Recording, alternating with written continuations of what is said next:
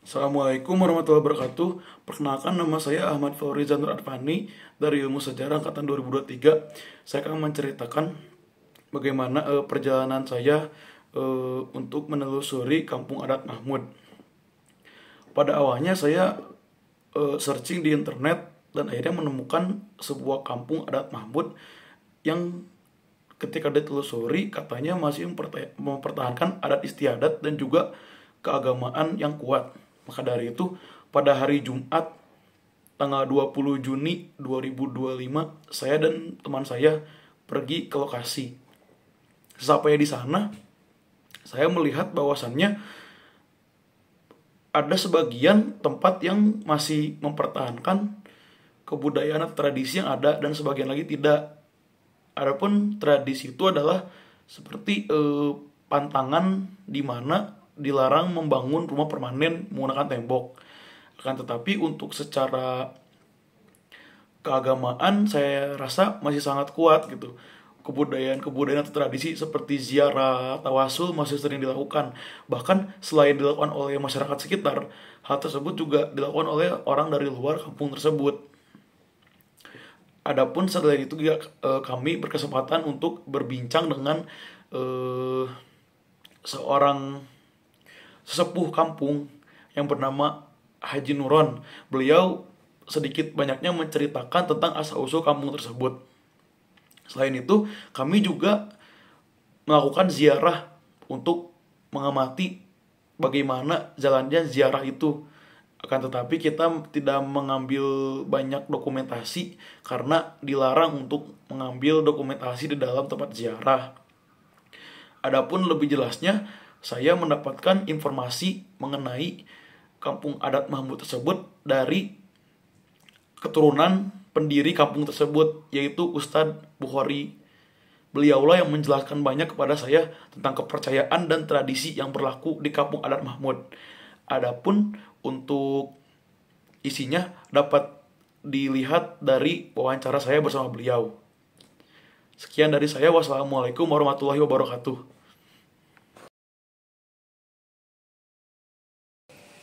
Nama saya Ang Muhammad Bukhari Muslim, asli turunan di sini sebagai sesepuh pemuda lah. Suku muda keturunan Eyang Mahmud. Iya. Jadi Pak Ustadz, saya izin nanya. Pertama, apakah ada kepercayaan yang dianut oleh masyarakat kampung adat Mahmud, termasuk nilai agama Islam dan penghormatan terhadap leluhur yang ada di kampung ini gitu? Kepercayaan banyak kan di Makom Mahmud, seperti kenjiara, tawasul, kan? Muludan, rajaban, haolan, jarah masa. Setiap jarah masa suka diadain setiap 2 minggu setelah hari raya Idul Fitri. Terus ritual-ritual seperti muludan, cuci pusaka kalau dulu mah ya, Ya. kumpulin pusaka-pusaka setiap malam 12 mulut. Kalau ada keperluan hajat-hajat seperti anak orang Mahmud, keturunan Mahmud, kalau ada hajat apa suka tawasul dulu ke yang dalam.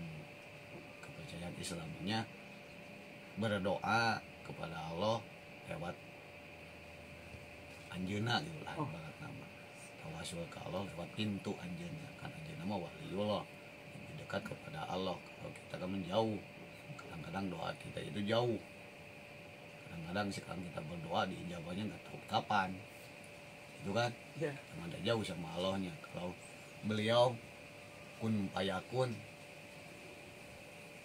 berdoa sekarang juga diijabah. Mudah-mudahan lewat tawasul beliau kita diijabah sama Allah. Kepercayaan, ada banyak kepercayaan di kampung Mahmud. Seperti apa? Ditinggal amanat beliau, jangan lupa 2 syarat, yaitu sholat sama ngaji. Jangan lupa 2 syarat, itu sholat sama ngaji. Kalau mau barokah dari beliau, kalau mau doa dari beliau, jangan lupa yang 2, yaitu sholat sama ngaji. Insya Allah barokahnya beliau akan turun kepada anak cucunya. Sekarang kalau anak cucunya tidak melaksanakan dua persyaratan tadi, sholat sama ngaji, percuma, tidak akan diaku anak cucunya. Terus kebajikan masih banyak di Mahmud, seperti jangan berbuat membuat rumah permanen. Ya, kenapa kok beliau tidak boleh tidak membolehkan kepada anak cucunya membuat rumah permanen? Karena supaya tidak sombong antara anak saudara, tidak sombong, tidak saling sikut menyikut. Beda sama sekarang. Kalau sekarang kan membuat rumah permanen kan saling sirik, saling sikut, kok dia bisa membuat rumah permanen kok saya tidak, ibaratnya gitulah, sombong, saling sirik. Terus rumah adat apa itu, tembok seperti rumah tembok, kaca seperti genteng Jatiwangi tidak boleh sebenarnya di Mahmud. Sumur tidak boleh, sumur boleh juga tahun apalah, tahun 70-an boleh sumur. Tidak boleh membuat sumur, dulu mah tidak boleh, harus ke Citarum. Tahun 70-an baru boleh karena pabrik udah masuk ke Citarum. Itu contohnya. Itu kepercayaan Mahmud. Tidak boleh apa, goong. Tahu gak goong besar? Oh, duka bohong itu apa? Yang dari kuningan. Oh, iya. Itu tidak boleh di Mahmud. Oh, tidak boleh. Tidak boleh. Seperti kan embe, bukan domba. Kalau domba boleh, embe tidak boleh. Embe yang banyak kupingnya, Iya. itu embe kan? Iya. Tidak. Yang suaranya kencang gitu. Iya, tidak boleh. Soang tidak boleh di Mahmud. Itu kenapa? Gandeng.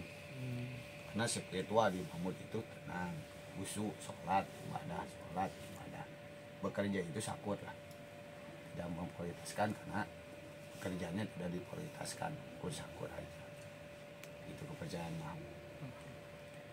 Saya izin lanjut ke pertanyaan selanjutnya ya.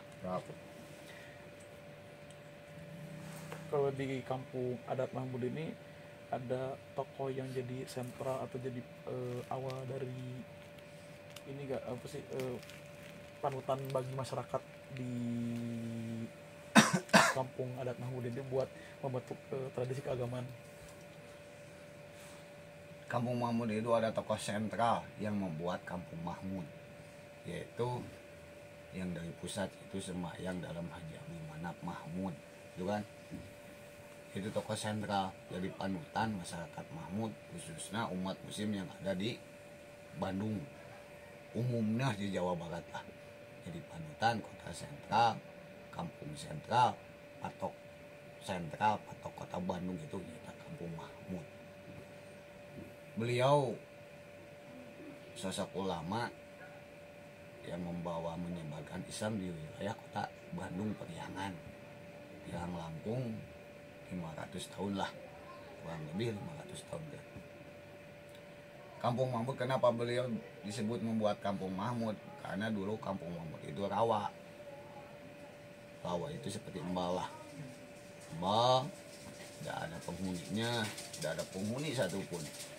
Beliau datang, beliau riadoh tirakat kemana-mana, disuruh sama gurunya untuk mencari suatu tempat untuk tempat tinggalnya beliau, membuka pesantren, khususnya umumnya membuat kampung untuk anak cucunya. Sampai sekarang beliau membawa pergi, diutus melaksanakan ibadah haji ke tanah Arab. Beliau ke tanah Arab gak lewat udara, gak lewat, kau dulu mengapung ibarat namanya, terbang enggak, beliau jalan kaki ke Arab. Mau lewat mentas laut aja itu beliau membuat tertib sendiri ya, perahu sendiri, duduk balik dikir Allah sampai beliau mengakukan tawaf di Gubah Mahmud, bukan Baitul Mahmud. Gubah Mahmud, dulu ada Gubah Mahmud, sekarang udah tak ada di Arab. Gubah Mahmud beliau mendapatkan karomah, bukan mujizat ya, bukan wahyu, tapi karomah, ilham dari Allah Subhanahu wa taala melewati malaikat Jibril, untuk membawa segumpal tanah dari gubah Mahmud. Terus itu segumpal tanah itu harus dikasih nama Mahmud, harus disimpan dari pengimaran masjid. Kalau dulu mah musola lah, belum ada masjid beliau. Ada musola di pinggir kali rawa ini, disimpan di sana. Gitu. Disimpan dari pengimaran masjid musolanya itu berubah dari kampung adat Mahmud. Terus ditaruh dulu sama beliau, dibelok-belokin kan dulu lurus. Lurus seperti ini kan sekarang. Sama beliau di belok. Dan sekarang bakal kembali nanti pada lurus, sekarang udah lurus kembali. Itu santanya. Jadi kampung Mahmud. Sekolah dia. Biasanya kalau untuk kegiatan keagamaan itu suka dilaksanakannya di mana, dan apakah di kampung itu ada semacam tempat yang mungkin dikeramatkan gitu atau enggak? Yang dikeramatkan di sini tempat banyak lah. Itu makom. Di sini banyak makom. Jadi ada sembahyang dalam Haji Abdul Manap, sembahyang Agung Jana Arif, sembahyang Abdullah Gedu. Terus di sana yang di Tasaraya, yang Saidi, yang Sutajaya. Terus di sini ada Tugu. Itu Tugu batas antara Mahmud dan Balandong. Perkumpulan antara wali di sana tempatnya. Kalau dulu di sini tidak boleh membuat rumah permanen, kalau di Balandong boleh. Satu langkah di sini tidak boleh, di sini boleh. Kalau dulu kan dari kampung Mahmud tidak boleh ada TV, radio, tidak boleh dulu. Boleh mulai masuknya tahun berapa? Kalau gak salah mas sekitaran 87 udah ada. Berarti 90 akhir deh. 90 akhir lah. 90 akhir lah. Kalau dulu masih kena sakal di Mahmud. Kalau dulu mama tahun berapa mama katanya pernah pasang speaker dari aki dulu mah kan, dari listrik, dari aki, pasang aki. Di sana dulu menggelap ke bawah tanah sampai mereka hancur itu speaker dulu. Kalau sekarang banyak lah. Kalau rumahnya yang dalam ahengnya dulu kampung Mahmud. Kalau sekarang mau bebas. Sekarang mah keahengan Mahmud itu tidak terasa, tapi kerasa mendingan. Tidak kerasa sama dohir, tapi kerasa sama hati. Keahengan makom kalau Mahmud dari dohir tidak kerasa, tapi kerasa dari hati. Tapi emang tenang sih di sini, tenang gitu, kerasa lah. Tenang gitu. Ya. Nah, mungkin bisa lanjut ke pertanyaan selanjutnya. Siap. Biasanya kalau ada upacara adat yang sifatnya keagamaan gitu, atau kayak tawasu atau ziarah ke makom gitu, suka dilaksanainnya kapan? Kalau tawasul ke makam suka dilaksanakan setelah sholat Idul Fitri. Seluruh anak incu ke makam ziarah semuanya. Mau ibu-ibu, mau nenek-nenek, bapak-bapak, kakek-kakek, anak beliau kau semua ke makam setelah sholat Idul Fitri. Kalau ziarah ke makam tawasulan, ada ritual seperti muludan kan tawasul, tajaban tawasul, haul tawasul, semua udah ritual tawasul. Kalau di sini setiap tajaban itu malam 12 burut yang paling nuhun. Terus ada lagi 27 Rajab, malam 27 Rajab ritual. Kalau dulu ada rumah pusaka lah, kalau sekarang udah gak ada, pusakanya udah pada hilang.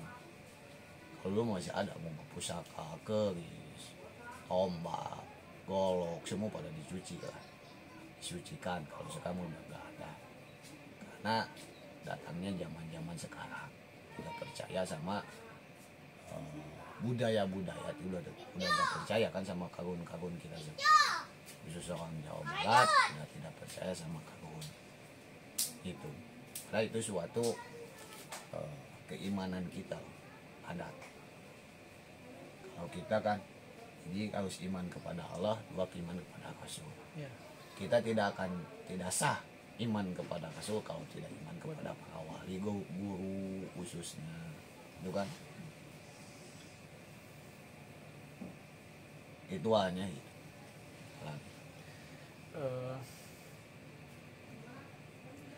Kenapa masyarakat kampung buat sekarang kenapa masih ada yang masih bisa mempertahankan kepercayaannya gitu kan?